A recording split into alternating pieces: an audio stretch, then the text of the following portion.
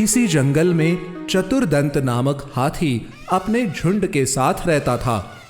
एक बार हाथियों ने उससे बरसात ना होने के कारण अनेक नदियों, नालों, तालाबों और झीलों के सूख जाने के कारण अपनी और अपने बच्चों की प्यास ना बुझ पाने की बात कही।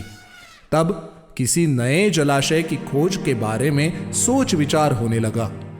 बहुत सोच विचार के बाद मध्य देश में पाताल गंगा के जल से सदा भरे रहने वाले एक ताल के आसपास ही रहने का फैसला लिया गया।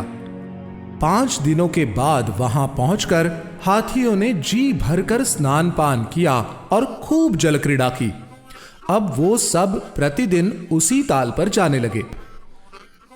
लेकिन हाथियों के आने जाने से उस ताल के किनारों पर रहने वाले कुछ खरगोश कुचले गए और कुछ मौत के मुंह में जाने से बचे।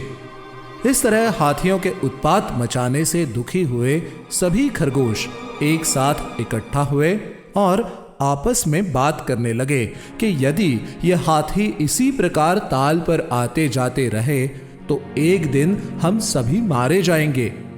इसलिए हमें इस संबंध में जल्द ही कुछ ना कुछ करना चाहिए। एक सुझाव यह भी आया कि इस स्थान को छोड़कर किसी अन्य स्थान पर निवास बनाना चाहिए। इस पर कुछ खरगोश बोले कि यदि हाथियों को डराकर ही उनसे मुक्ति मिल जाए तो उनकी ओर से एक दूत इन हाथियों को ये सूचना दे कि हमारा राजा विजयदत्त चंद्रमंडल में रहता है और चंद्रदेव का आदेश है कि हाथी हमारे आश्रित खरगोशों के इस क्षेत्र में ना आए, क्योंकि उनके आने से खरगोश कुचले जाते हैं। इसके साथ ही उन्हें यह भी डर दिखा दिया जाए कि इस आदेश को ना मानने का परिणाम अच्छा नहीं निकलेगा। पर्याप्त सोच विचार के बाद सभी खरगोशों ने लंबकर्ण नामक एक चतुर खरगोश को यह काम सौंप दिया। लंबकर्ण खरगोश ने हाथियों के मुखिया के पास पहुंचकर एक सुरक्षित स्थान पर खड़े होकर उसे धमकाते हुए कहा, अरे दुष्ट, इस सरोवर पर नहाने, जल क्रीड़ा करने अथवा जल पीने का अधिकार तुम्हें किसने दिया? यह सुनकर चकित हुए हाथियों के मुखिया ने पूछा, अरे तू हमें रोकने वाला कौन है? लंबकर्ण ने भी कठोर स्वर में कहा, मैं महाराज चंद्रदेव द्वारा भेजा गया उनका दूत हूं और दूत का वचन राजा का वचन होता है। यह बात तो तुम जानते ही होगे। तभी हाथियों के मुखिया ने बोला, अच्छा तो बता, चंद्रदेव ने क्या आदेश दिया है? यह सुनकर लंबकर्ण खरगोश बोला, कल इस तालाब पर आते जाते तुमने बहुत सारे खरगोशों को कुचल डाला है।